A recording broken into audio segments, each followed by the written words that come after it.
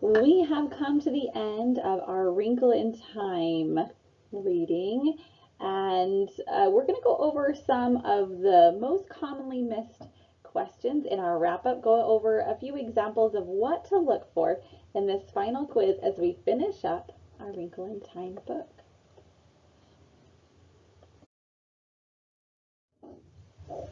So in this quiz, you're going to see lots of questions that have part A, part B. There's a lot of times where it's going to ask you to find details that support the answer that you've chosen. So there's lots from throughout the book. I'm going to pull from a few different chapters as we kind of get a little bit of a picture along the way. So let's start in chapter 1. In chapter 1, Mrs. Whatsit visits the Murray home for the first time. What inference can be made about Mrs. Whatsit at this point in the story? When you see that in any questions, you want to make sure, all right, I'm only looking in up to, in this case, chapter 1. So if that comes up in other questions at this point in the story, make sure you're kind of referring back to the book with your questions to make sure, okay, hey, I don't remember what quite happened in this part. You can also refer back to those chapter summaries that we have. That will be a great resource. So inference, remember what inference or conclusion can we draw about Mrs. Whatsit? A, she's critical of the actions of others. B, she knows things exist without seeing them. C, she's suspicious of new people she meets. Or D, she's younger than she appears. Well, remember, she asked for something that was hidden away in the cabinets. And so she knows things exist without seeing them. So B is our correct answer here. Now they are going to have us continue on with this in the second part here. Which quotation best supports your answer for part A? So look at our quotes here. The first one is about not liking the neighbors until she met little Charles. B, I'll help you, Charles offered. Not you. You're strong enough. C, you peeked, Charles cried indignantly. We're saving that for Mother's birthday. And D, at least Meg was reasonably sure that she was an old woman, and a very old woman at that. So if we're thinking about our answer from part A, where she knows things exist without seeing them, the quote we would use is this one from Charles. You peeked, we're saving that for Mother's birthday, and you can't have any. Let's look at another one, part A, part B here. This time we're going to chapter 2. In chapter 2, why does Meg become most frustrated with Mr. Jenkins? Now, if you don't quite remember who that is, it's a good idea, again, chapter summaries, or to go back through. Did you take notes as you were going through? Do you have sticky notes that talk about different characters? I have some notes that I was writing down as we went through, so I can look and see, oh, Mr. Jenkins, he's the principal at her school. So why does Meg become most frustrated with Mr. Jenkins? There's a few frustrations there, but we want to look for which answer is the most correct, more correct than the others. A, Mr. Jenkins is not aware of the work her father does as a scientist. B, Mr. Jenkins supports the teachers more than Meg. C, he suggests she should accept the fact that her father is not coming home. D, he suggests that her mother should do more to help Meg in school. Well, Mr. Jenkins hasn't talked to Meg's mother at this time, so we can definitely say, no, not this one. And though some of these might be partially correct, they're not all completely correct. Mr. Jenkins does know that her father is a scientist, maybe doesn't know exactly what he's studying, but he does have some idea, some awareness of that. So looking at B and C, Meg might be upset about both of these things, but which one is she most frustrated with? And that would be C here. When he suggested that she should just accept the fact her father's not coming home, that is what upset her the most. So let's look here in part B for a quotation that best supports our answer. So looking through these quotes, sometimes we have to stop and think, okay, who's saying this? Because we're getting it out of context. That's why some of these can be difficult. So it's a good idea to pause and stop at the end and think about each of these quotations. Now, Meg, I'm convinced that you can do the work and keep up with your grades if you will apply yourself, but some of your teachers are not. This quote is by Mr. Jenkins. I'm just going to put Mr. J down there so that I remember who said this one. B, you could do your homework for one thing. Wouldn't your mother help you?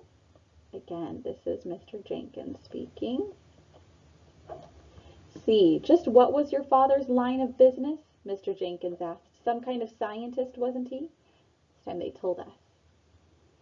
And then D, when she tells me that my father isn't coming home, I'll believe it. As long as she says father is coming home, then I'll believe that. Now this one is Meg. We see my father, so that tells us Meg is speaking here. So remember, Meg was most upset when Mr. Jenkins told her that she needed to accept the fact her father wasn't coming back. So D is our quote that best supports that. When she tells him, look, I'm going to listen to what my mother tells me, not somebody else.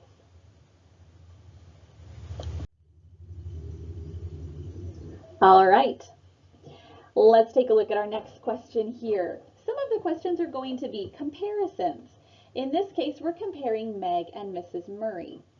Now remember, your questions may not all look exactly like these ones. There's 3 different versions of each question. Some may have you comparing Meg and Charles Wallace or Calvin and Meg, but lots of different options here.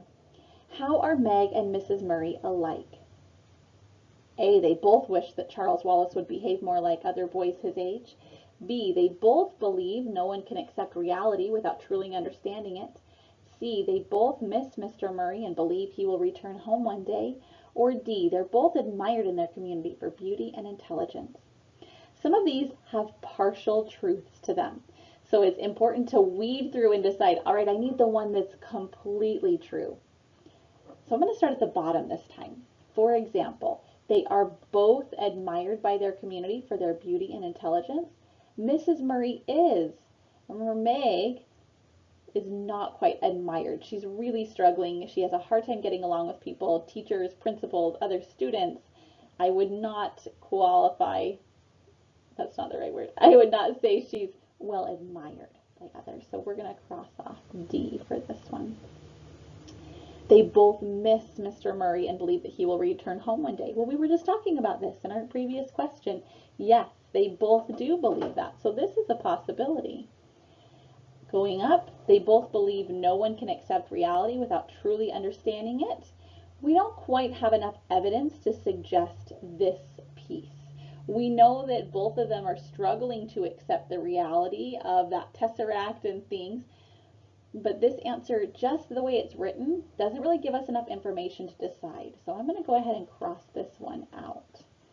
And then A, they both wish Charles Wallace would behave more like other boys his age.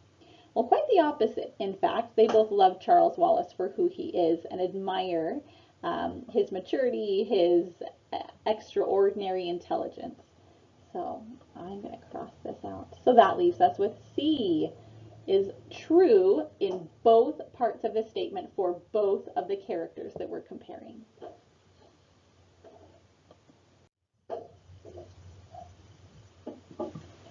For our next question, you're going to see some of these that are going to have you describing different settings.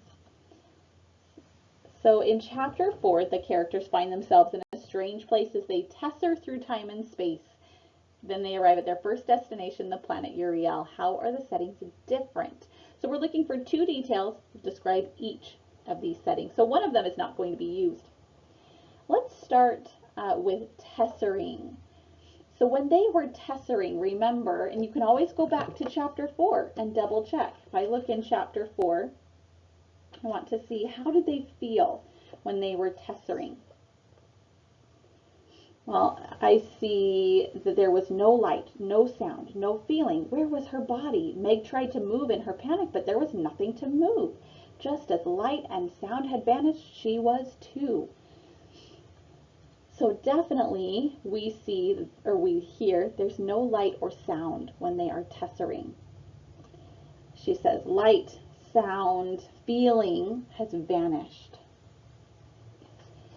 And then a feeling of nothingness and being alone is the other one that stands out to me. If I look just a little bit earlier in the chapter, I see that Meg says she was completely alone. She had lost the protection of Calvin's hand. Charles was nowhere either to save or to turn to. She was alone in a fragment of nothingness.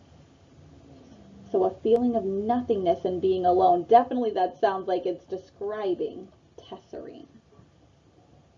Now this is quite in contrast to where they end up. If I read on a little bit here, once they finally have processed what just happened with that tessering, I see that Meg looked around wildly. They were standing in a sunlit field. The air about them was moving with delicious fragrance that comes on a rare spring day. The sun's touch was gentle. All of these things, the grasses of the field were new, tender green. There were tiny multicolored flowers, birds singing. It definitely felt different than tessering. So let me change my color here. Warmth. Here definitely we get some warmth, golden light on this planet that's all sunny and bright. And then a sense of peace and joy. Remember, this is the same chapter where they hear the singing and they feel complete happiness as they listen to that. So two very different settings within even the same chapter.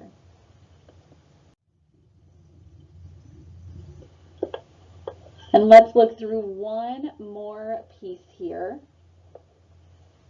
Oh, maybe I have a few more questions. Sorry. Not our last one. A Wrinkle in Time is narrated from a third-person limited point of view. How does this affect the way that events are described? Third person, remember, we know it's third person because we don't see I did this, we went there. The only time we see I or me, those types of first person pronouns, is if they're in direct quotation marks. This is a third person limited point of view, where we have some outside narrator who does not share with us how everyone is feeling. We understand how some characters feeling based on the things that they say. So let's read our choices here. How does this affect the way that events are described? As the characters try to fight for control against it, the readers understand what makes it difficult for each of them. B, when Meg finally reunites with her father, both characters share what they're feeling in the moment. C, when Charles Wallace meets the man with the red eyes, he describes for readers the tricks he will use to resist him. Or D, after the characters escape from it, the focus is mostly on Meg's reaction to the experience and her anger at her father. Well, we know how one character feels in A Wrinkle in Time. We get lots of detail about what Meg is thinking and feeling, but we don't have insights into our other characters. So the only one of our choices here that really focuses in on how Meg is feeling would be D here. We don't understand what makes it difficult for each character as they fight for control from it. We only know how Meg is feeling. In B, they both don't share what they're feeling in that moment. We only hear from Meg. And in the Man with the Red Eyes chapter, we don't know what Charles Wallace is doing to try to resist him. We get what Meg is thinking about, and we hear the things that Charles is saying, but we don't know. He doesn't describe for us how he's trying to resist the man with the red eyes.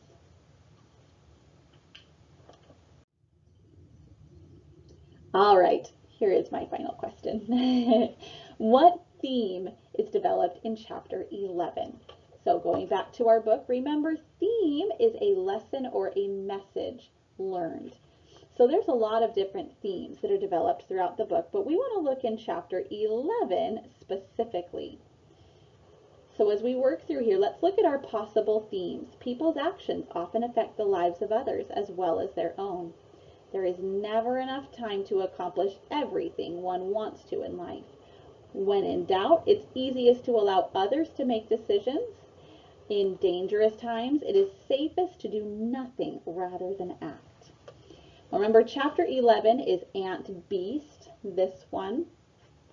And so there's a few things that we can probably cross off right away. In dangerous times, it's safest to do nothing rather than act. We have not seen evidence of that in the book. There are lots of times where danger is going on, and at least one of the characters is doing something to try to help others. When in doubt, it's easiest to allow others to make decisions. Well, not necessarily a theme that we see here in chapter 11, because Meg has to learn to have confidence in herself, to be able to do what she knows is the right thing. We can cross that one off. We're left with A and B. 1, there's never enough time to accomplish everything one wants in life. I don't think that that would be a theme that we get here.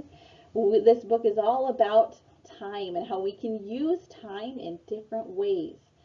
So I don't think it's trying to teach us that we never are going to have enough time.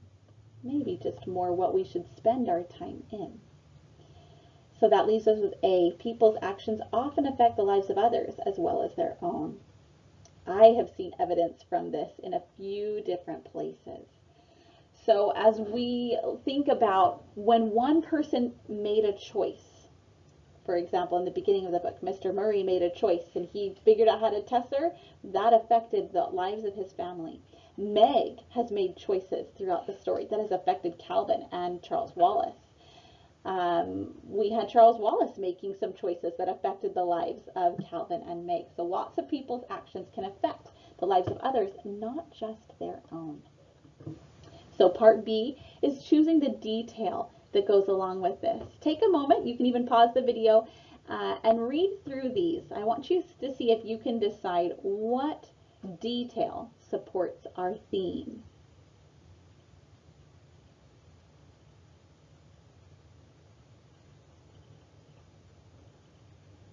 All right, hopefully you've had a chance to read through. If you are looking at part A, choice A, you would be correct. We cannot allow you in your present state to do anything that would jeopardize us all. Remember, we see so many different actions in this book that it doesn't just have bearing on one character's experiences. They would all be in trouble. So we cannot allow you in your present state to do anything that would jeopardize us all. So folks, I hope that helps to go over some of those most commonly missed questions that I've seen over the years in this unit. Refer back to your book, refer back to those chapter summaries and think through for each choice, is this 100% correct? Some of them have truth to it, but sometimes you have to stop and think, is this the most correct choice out of all 4? Thank you, 5th grade.